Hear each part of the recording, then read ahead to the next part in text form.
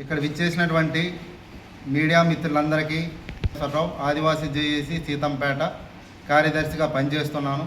ఈరోజు ఈ మీడియా సమావేశం ఏర్పాటు చేయడానికి ముఖ్య ఉద్దేశం ఏంటంటే, ఏదైతే 170 యాక్ట్ ఉందో, ఏదైతే 5th షెడ్యూల్ ఏరియా పరిరక్షణకు ఏర్పడినటువంటి ఒక చట్టాన్ని నిర్వీర్యం చేయడానికి సుప్రీంకోర్టులో సుమారుగా 1700 మంది కేసు వేయడం జరిగింది.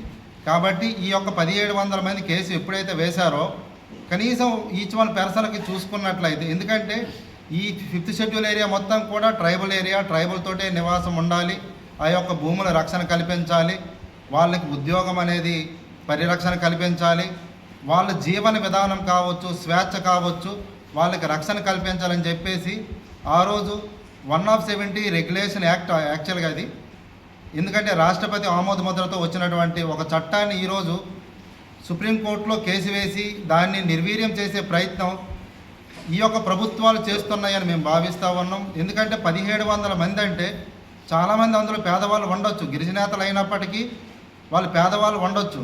కానీ ఆ యొక్క పేదవాడికి ఒక మనిషికి కనీసం 2 లక్షలు ఒక పిటిషన్ వేయాలంటే సుమారుగా 2 లక్షలు ఉంటుంది. అలాంటిది ఆ యొక్క మనీ ఫండింగు ఎవరిచ్చుంటారో, ఆ యొక్క డబ్బులు ఎవరు అందజేసి ఉంటారు అంటే ఖచ్చితంగా మాకైతే అనేక అనుమానాలు ఉన్నాయి. దీని వెనకత్తల పెద్ద బడాబాబులు, రాజకీయ నాయకులు, వ్యాపారస్తులు. ఎందుకనేసి అంటే ఈ అటవీ సంపద ఏదైతే ఉందో కేవలం గిరిజన ప్రాంతంలో మాత్రమే ఉన్నది. గ్రానైట్ కావచ్చు, మైనింగ్ కావచ్చు, ఏవైతే పెద్ద పెద్ద మైనింగ్లన్నీ కూడా షెడ్యూల్ ఏరియాలోనే ఉన్నాయి.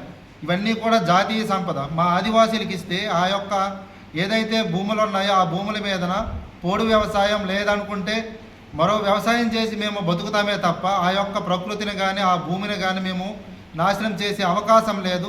ఈ దేశానికి కూడా స్వచ్ఛమైన గాలి, స్వచ్ఛమైన నీరు అవసరమని చాలామంది వక్తలు మాట్లాడతారు, చాలామంది రాజకీయ పెద్దలు మాట్లాడతారు. కానీ అదే ప్రాంతం ఈరోజు అన్ని ప్రాంతాలు పొల్యూషన్ అయినప్పటికీ కూడా ఈ యొక్క షెడ్యూల్ ఏరియా ప్రాంతం ఏవైతే ఉన్నాయో ఈరోజు ఆ యొక్క గ్రానైట్ తవ్వుకోవడానికి వాస్తవానికి ఒక కొండను తవ్వితే ఆ కొండ మొత్తమే పొల్యూషన్ అవ్వదు, ఆ చుట్టుపక్కల ప్రాంతాలన్నీ పొల్యూషన్ అయితే మేమేమనుకుంటున్నామంటే ఏవైతే ఈ యొక్క పేదలు ఉంటారో, గిరిజనేతలు ఉంటారో వాళ్ళని రచ్చగొట్టి ఈ విధంగా కేసులు వేస్తే ఆ షెడ్యూల్ ఏరియా ప్రాంతం అంతా కూడా మనకు వస్తుంది. ఆ విధంగా ఆ యొక్క భూముల మీద మనం వ్యాపారాలు చేసుకోవచ్చు, అక్కడున్న ఉద్యోగాలు పొందవచ్చు.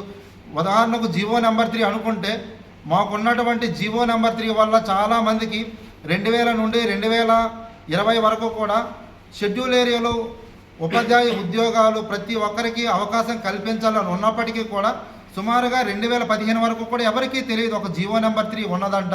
దానివల్ల షెడ్యూల్ ఏరియాలో ఉద్యోగాలు ట్రైబల్తోనే భర్తీ చేయాలంట. ఆ జీవో నెంబర్ 3 ఉన్నప్పుడే చాలామంది గిరిజనేతలు అక్కడికి వచ్చేయడం, ఉద్యోగాలు చేయటం, తర్వాత సిఆర్టీలని మరొక రూపంలో వచ్చేసి ఈరోజు రెగ్యులర్ అయ్యి చాలామంది పోయారు. ఆ రోజు కూడా మా హక్కులు కాల రాశారు. అయినా సరే సమతా జడ్జిమెంటు మా గిరిజనులకు అనుకూలించి వచ్చినప్పటికీ కూడా ఆ యొక్క చట్టం కానీ ఆ యొక్క సుప్రీంకోర్టు ఏదైతే వచ్చినటువంటి తీర్పు కానీ అమలు చేయరు, కానీ 170 అమలు చేయరు, కానీ ఇదే చిన్న జీవో నెంబర్ 3 రద్దు అనేసి చెప్పినప్పటికీ, ఎందుకంటే అక్కడ ఎలాంటి రాష్ట్రపతి ఆమోద ముద్ర కానీ గవర్నర్ ఆమోద ముద్ర కానీ రాలేదు కాబట్టి ఇది మేము కేవలం రద్దు చేస్తున్నాం. అయినప్పటికీ కూడా గిరిజన హక్కులకి ఎలాంటి భంగం అనేది లేదు అనేసి అక్కడ చాలా స్పష్టంగా చెప్పినప్పుడు కూడా ఎవరైతే అధికారులు ఉన్నారో కక్ష కట్టి ఆదివాసీలకు ఉద్యోగాలు రాకుండా చేసిన పరిస్థితి. ఎగ్జాంపుల్ అనుకుంటే మొన్న 2025లో డిఎస్సిలో కూడా ఐటీడీ బైలా, గురుకుల బైలా ఇవన్నీ ఉన్నాయి. అయినా సరే పూర్తిగా ఈ ఉద్యోగాలన్నీ తీసుకెళ్ళిపోయి జనరలైజ్ చేసేసి ఈరోజు పూర్తిగా ఆదివాసీలకు ఉద్యోగాలు లేకుండా చేశారు. అలానే వాస్తవానికి ఈ యొక్క సీతంపేటే కావచ్చు, మిగతా ప్రాంతాలు కావచ్చు, షెడ్యూల్ ఏరియా 16 పంచాయతీలు అయితే శ్రీకాకుళం జిల్లాలో, ఉమ్మడి శ్రీకాకుళం జిల్లాలో లేవు. సుమారుగా 13 మండలాలు షెడ్యూల్ ఏరియా ఉన్నాయి. ఈ 13 మండలాలు కొన్నాళ్లకు 17 పంచాయతీలుగా ఎలా మారాయి? ఈరోజు ఒక్క 16 పంచాయతీలు కొన్ని అవకాశాలు పొందితే మిగతా 13 మండలాల యొక్క ఆదివాసీలు ఎంత నష్టపోయారో ఈరోజు ప్రతి ఒక్క మీడియా ముఖంగా నేను తెలియజేస్తున్నాను.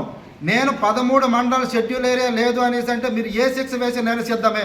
కానీ 13 మండలాలు షెడ్యూల్ ఏరియా ఉమ్మడి శ్రీకాకుళంలో జిల్లాలో ఉన్నాయంటే దానికి సమాధానం మీరు చెప్పగలరా? మొన్న 9వ తారీఖు 10వ తారీఖు ఎంఎం నాయక్ గారు ట్రైబల్ వెల్ఫేర్ ప్రిన్సిపల్ సెక్రటరీగా ఆయన ఒక మెమో రిలీజ్ చేశాడు. ఏదైతే సీతంపేట మండలం పార్వతీపురం వెళ్ళిపోయింది కాబట్టి శ్రీకాకుళం జిల్లాలో షెడ్యూల్ ఏరియా లేదని. షెడ్యూల్ ఏరియా లేదని ఐఏఎస్ చదివినావా లేదా? మీరు ఒక ఆఫీసరా కాదా? పర్టికులర్గా చూడాలా లేదా? 13 మండలాలు మీ కోర్టులో వెళ్ళాం, మీరు ఈ రోజు వరకు ఇంప్లీడ్ అవ్వరు, కౌంటర్ ఫైల్ చేయరు. ఈరోజు 13 మండలాలు షెడ్యూల్ ఏరియా ఎక్కడికి వెళ్ళినాయి? అక్కడ మందాసు నుంచి ఇటు సీతంపేట వరకు షెడ్యూల్ ఏరియా 13 మండలాలు ఏమైనాయి? ఈరోజు 170 రద్దయ్యే పరిస్థితి ఉన్నప్పుడు ప్రభుత్వమే దీన్ని 170ని కౌంటర్ ఫైల్ వేసే పరిస్థితి ఉండాలి. ఎందుకంటే ఆదివాసీల హక్కుల రక్షణగా ప్రభుత్వమే బాధ్యత తీసుకోవాలి. టీఏసీ తీర్మానం చేసి ఇమీడియట్గా ప్రభుత్వాలు కౌంటర్ వేయాలి. జీవో నెంబర్ 3 వదిలేశారు. ఆ ప్రభుత్వం మీద ఈ ప్రభుత్వం మీద ఆ ప్రభుత్వం చేసుకుని పూర్తిగా నిర్వీర్యం చేశారు. ఉద్యోగాలు ఎలాగా పోయినాయి. ఈరోజు మేము కనీసం జీవన మనుగడ కూడా లేని పరిస్థితి. రేపు ఉదయం ఎట్టి పరిస్థితులు 170 కానీ లేకపోతే ఆ యొక్క భూమిలో మేము నివసించడానికి అవకాశం ఉండదు. ఎందుకు? 20 సంవత్సరాలు 30 సంవత్సరాలు ఆ కొండను తవ్వడానికి లీజుకు వచ్చి పర్మిషన్ వచ్చేస్తారు. ఎవడొస్తుందో తెలియదు. గ్రానైట్లు వస్తాయి, అక్కడికి వెళ్తే పోలీసులతో మమ్మల్ని చాలా ఇబ్బంది పెట్టే ప్రమాదం ఉంటుంది.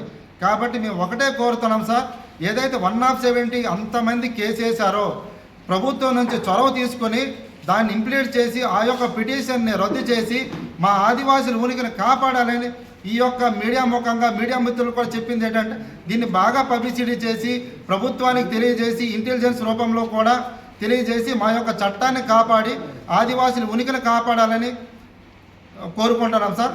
Thank you.